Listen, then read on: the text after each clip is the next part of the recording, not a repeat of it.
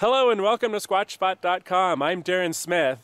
And I'm Alli Oldfield, Darren's niece. And we're gearing up and getting ready to head into the field to retrieve that camera that we deployed a few months back. And as you can see behind us, we've had quite a bit of snow, so for sure we're in for an interesting trek. And as we're gearing up, I'm going to show you a little trick that I use. I have my Zoom audio recorder set up onto a monopod, and I extend the monopod and I attach it into the H2O pack in my backpack, like so. So as we move about into the field, this will be recording, and if we hear anything unusual, we will have captured it on audio. When heading into the field, there's a couple approaches you can take. You can go in quite noisy in an attempt to attract the attention of a Sasquatch, or you can move in quietly.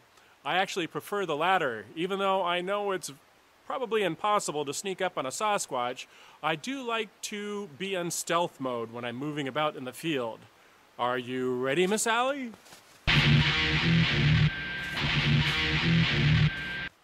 I'll take that as a yes.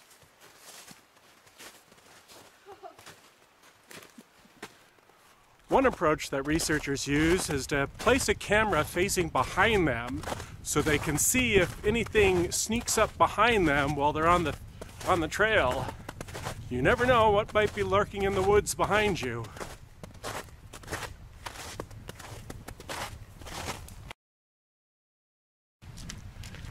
As many of you know, my niece is probably one of the coolest persons on the planet. She is active in mixed martial arts.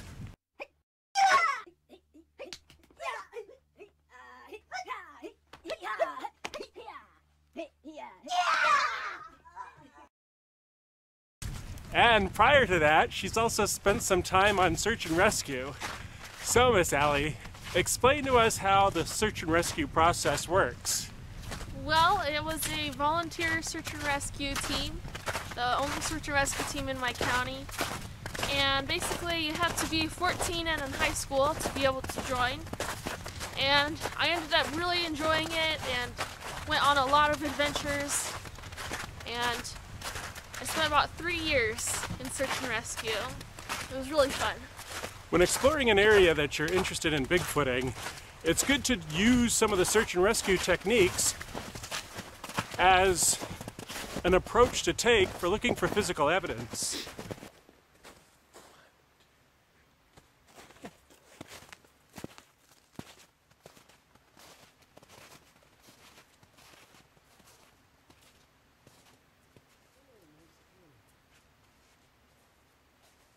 There it is.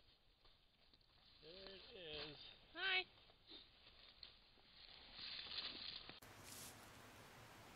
There it is. There it is. Hi. You whacked me.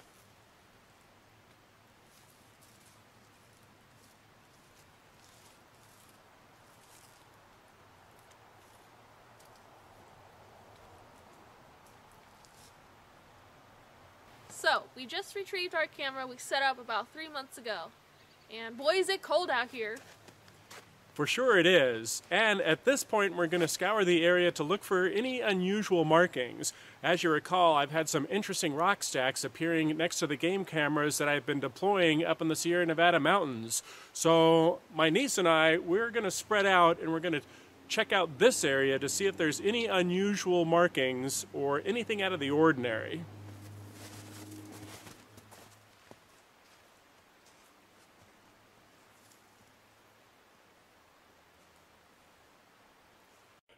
My niece and I didn't find any noticeable rock stacks or anything out of the ordinary.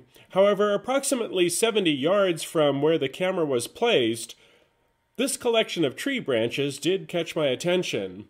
Although it does appear to be a simple tree fall, there was a clumping of branches that did look unusual.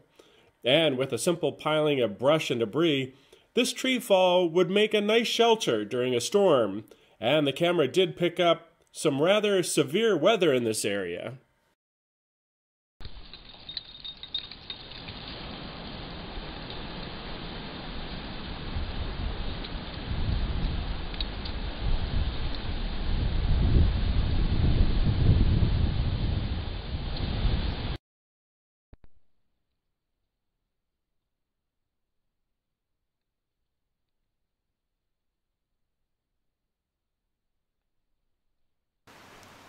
So recently we had a message from one of our viewers named Jeffro Doe. Jeffro Doe is a professional photographer, and he believes we might have dismissed that FLIR footage a little prematurely.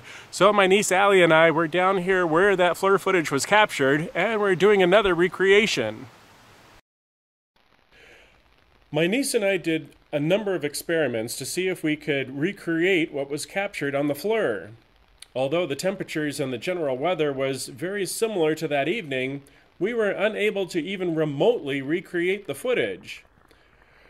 We also explored the ravine a bit, and although I very much appreciate Jeffro Doe's observations that perhaps the creature was much further back in the distance, I just don't see how it could have been possible.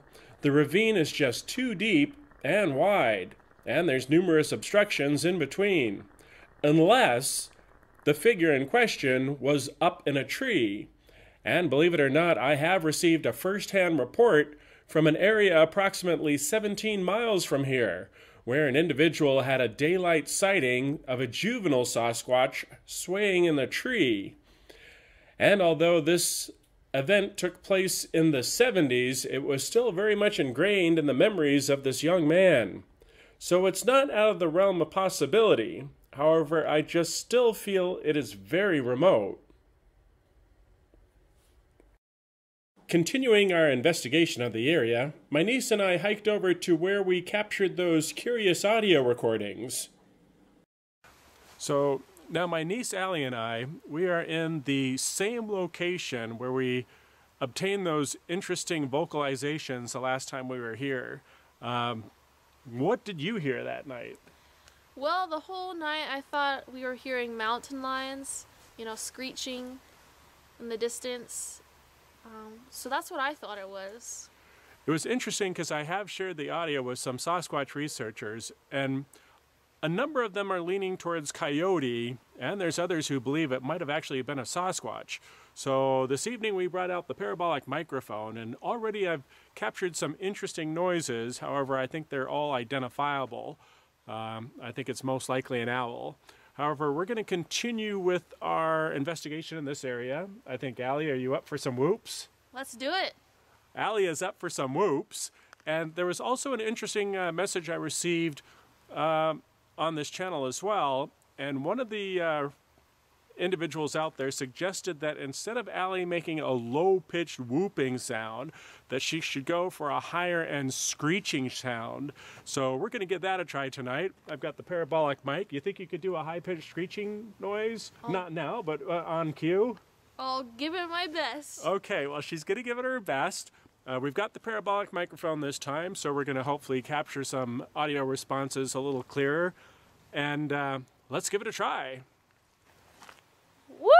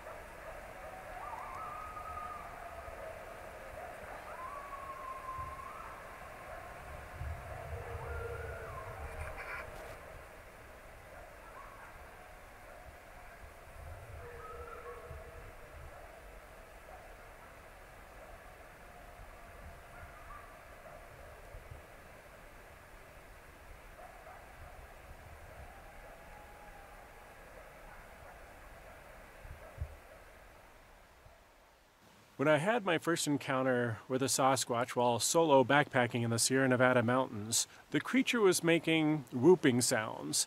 it's still the sound that I personally prefer when out in the field. So I'm going to let out a couple of whoops. Whoop! Whoop!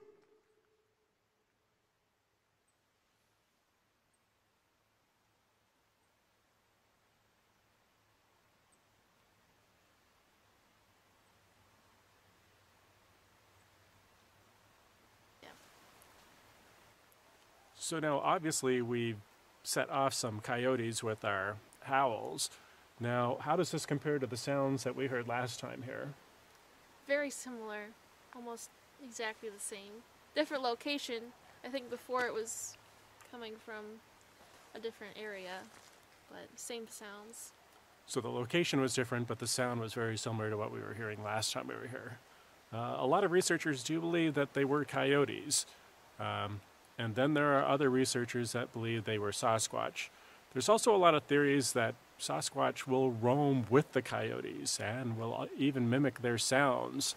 So it's really hard to tell what it is that we're hearing when we're moving around in the dark. But it's definitely interesting to hear the wild creatures of the night.